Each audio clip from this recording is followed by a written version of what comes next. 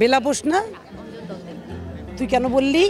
ও আমাকে বলেছে ছোট বাবুরা অর্গানাইজ করেছে আর গুলশানেই থাকি, আসবো না, এত বড় একটা অপরচুনিটি।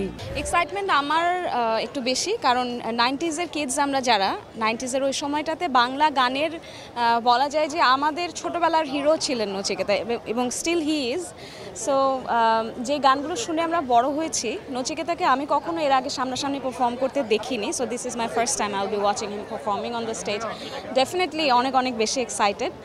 আর লাইন আপে আমাদের সাথে মানে আজকের কনসার্টে বাকি যারা আছেন তারা তো সবাই আমাদের ফেলো আর্টিস্ট। সো যেটা হয় যে ইউজুয়ালি সবসময় স্টেজে পারফর্ম করা হয় তাদের সাথে, আজকে ইটস এ রিলিফ যে আমি অডিয়েন্সে আছি and I am thoroughly enjoying the concert.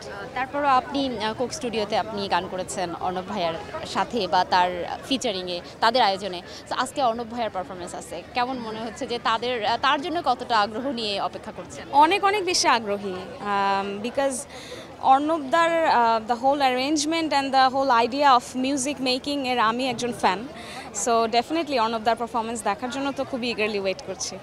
অর্ধেক পাউডারে দ্বিগুণ উজ্জ্বলতা, নতুন রিন অ্যাডভান্সড অর্ধেক পাউডারে দ্বিগুণ উজ্জ্বলতা।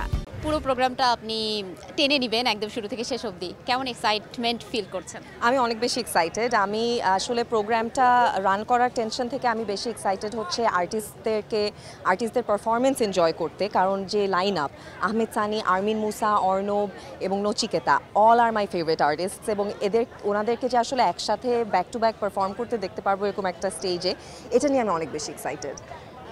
একটু আজকের আবহাওয়াটা বৈরী, এর মধ্যেও মানুষ এসেছে, তারপর কি মনে হচ্ছে যে আসলে এক্সপেকটেশন অনুযায়ী কি মানুষ আসছেন বা আসবেন একদম শেষ অবধি? আই এম প্রিটি শিওর যারা আসলে ভালো সঙ্গীত পছন্দ করেন, যারা আর্টিস্টদেরকে পছন্দ করেন, তারা অবশ্যই আসবেন। I personally know a few people যারা আসলে আজকের দিনে শাড়ি পরে স্পেশালি এসেছেন, কারণ তারা বৃষ্টিতে ভিজে আজকের শোটা এনজয় করতে চান। সো সবাই আসলে অনেক বেশি এক্সাইটেড, এটা দেখে আমার অনেক ভালো লাগছে। কার জন্য মূলত বেশি আগ্রহ করে এসেছেন? ছোট বাবুরা অর্গানাইজ করেছে আর গুলশানেই থাকি, আসবো না, এত বড় একটা অপরচুনিটি দেখার। আর এখানে তো ইন্ডিয়া বাংলাদেশ মেলানো একটা প্রোগ্রাম, ভালো লাগছে, অর্গানাইজ ভালো, খুব সুন্দর।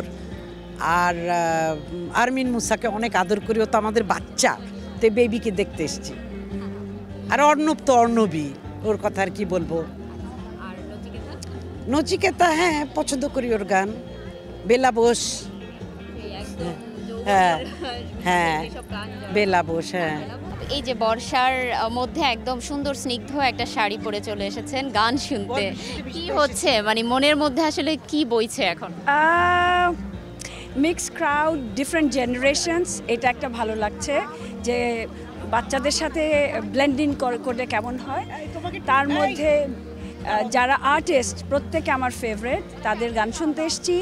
আর এরকম এই অ্যাম্ফি থিয়েটার আমি ফার্স্ট টাইম এসেছি, অ্যান্ড আমি সত্যি আসতে চেয়েছিলাম to enjoy the ambience, and beautiful একটা অ্যাম্বিয়েন্স, ওয়েদার ইজ নাইস, সবুজ পড়েছি, বর্ষাকাল, এবং আশা করছি বৃষ্টি পড়ুক যাতে বৃষ্টিতে ভিজতে পারি।